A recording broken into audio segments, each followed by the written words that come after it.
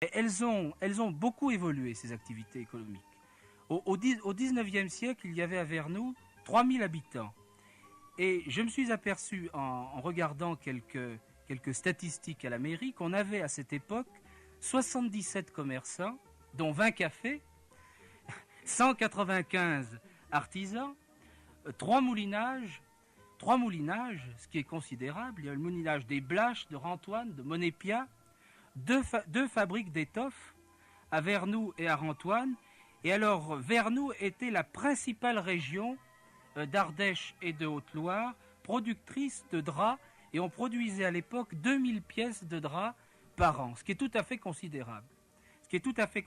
On avait également 4 meuniers, au Noyer, à Lodi, à Ranc et aux îles. Je sais que tous ces lieux rappelleront des souvenirs à tous les Vernousains qui nous écoutent. On avait également 2 teinturiers, à Rantoine et au Petit Pont. Et également plusieurs carrières de chaux, d'argile, de pierres à bâtir. Et ça prouve à quel point l'activité économique de ces régions était très développée.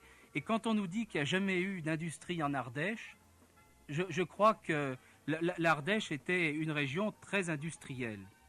Voilà. Alors, vous voyez qu'aujourd'hui, les choses ont évolué.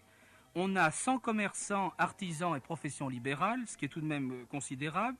On a une laiterie, la laiterie Maisonniac. On a 2 salaisonneries qui sont importantes.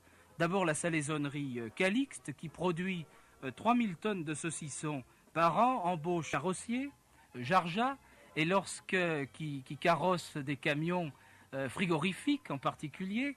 Et lorsqu'on circule sur l'autoroute, il n'est pas rare de croiser ou de doubler des camions qui ont sur leur bavette arrière, comme l'on dit, Jarja, carrossier, Vernoux.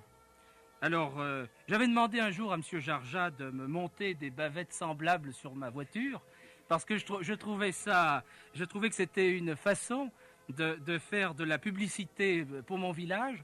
Et puis finalement, les choses ne se sont jamais faites parce qu'il n'a pas pu adapter les bavettes des poids lourds, des semi-remorques, à la dimension de ma voiture. Alors nous avons également une entreprise de travaux publics, l'entreprise Gerland, qui travaille à Vernoux et sur toute la région. Une coopérative que tous les agriculteurs de la région connaissent, qui est d'un dynamisme tout à fait, je dirais, spectaculaire, qui s'appelle Vivermont et Viverfruits, et qui est une coopérative qui regroupe près de 700 agriculteurs de la région, ce qui est tout de même quelque chose de considérable. Et la coopérative Vivermont, je crois que son président vous en parlera dans quelques instants en parlant des activités agricoles de Vernoux, est une coopérative qui exporte couramment en Hollande des fruits congelés et qui, je le crois, a même réussi la prouesse d'exporter au Japon. C'est vous dire à quel point il y a un dynamisme industriel. Et puis alors, la dernière née de nos sociétés, c'est l'usine Celeta, qui est une usine d'assemblage de composants électroniques, qui est encore petite pour l'instant puisqu'elle n'emploie que 4 personnes, mais qui, je l'espère, va grandir jusqu'à embaucher une quinzaine de personnes. Alors vous voyez qu'on a parcouru un très long chemin depuis les 2000 pièces de drap de la fin du siècle jusqu'à la salaisonnerie et aux composants électroniques.